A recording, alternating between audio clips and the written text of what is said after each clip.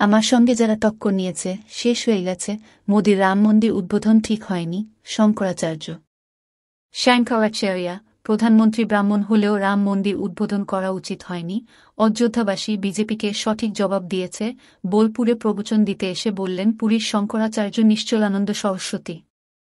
প্রসেনজিৎ মালাকার, প্রধানমন্ত্রী ব্রাহ্মণ হলেও রাম মন্দির উদ্বোধন করা উচিত হয়নি। অযোধ্যাবাসী বিজেপিকে সঠিক জবাব দিয়েছে। বোলপুরে প্রবচন দিতে এসে বললেন পুরীর শঙ্করাচার্য নিশ্চলানন্দ সরস্বতী। তিনি আরও বলেন, আমার সঙ্গে যারা টক্কর নিয়েছে শেষ হয়ে গিয়েছে। মোদিজি উচিত আমার সঙ্গে টক্কর না নেওয়া। অর্থাৎ লোকসভা নির্বাচনে ফলাফল নিয়ে বিস্ফোরক পুরীর শঙ্করাচার্য। যোগী আদিত্যনাথকেও এক হাতে নেন তিনি। বোলপুরে 3 দিনের কর্মসূচি নিয়ে এসেছেন পুরীর শঙ্করাচার্য নিশ্চলানন্দ সরস্বতী। দীক্ষা দেয়া হয়, প্রবচন, পূজার্চনার কর্মসূচি রয়েছে তার। প্রসঙ্গত, উত্তরপ্রদেশের অযোধ্যায় রাম মন্দির উদ্বোধনে যোগ দেননি পুরীর এই শঙ্করাচার্য।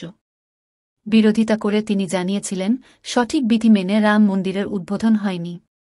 এদিন তাকে প্রশ্ন করা হয়, অযোধ্যায় রাম মন্দির উদ্বোধন সঠিক বিধি মেনে হয়নি বলেছিলেন অযোধ্যায় বিজেপির ভরাডুবি রামকে নিয়ে রাজনীতির পরিণাম। পুরীর শঙ্করাচার্য নিশ্চলানন্দ সরস্বতী বলেন, অযোধ্যায় মানুষ বিজেপির প্রার্থীকে পরাজিত করে জবাব দিয়ে দিয়েছে।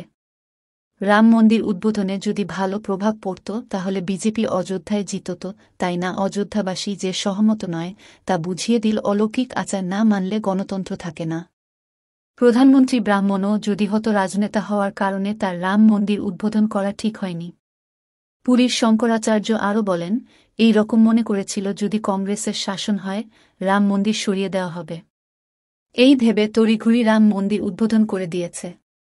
প্রথমে মোদিজি কংগ্রেসকে দুর্বল মনে করত এই নির্বাচনের আগে, আর মনে করবে না। এই পশ্চিমবঙ্গে জ্যোতি বসু আমার সঙ্গে টক্কর নিয়েছিল, শেষ হয়ে গিয়েছে। লালু প্রসাদ যাদব টক্কর নিয়েছিল, মুলায়ম সিং যাদব টক্কর নিয়েছিল, শেষ হয়ে গিয়েছে। মোদিজির উচিত আমার সঙ্গে টক্কর না নেওয়া। আকাশকে কি ঘুষি মারা যায়, আমরা সেই জায়গায় আছি।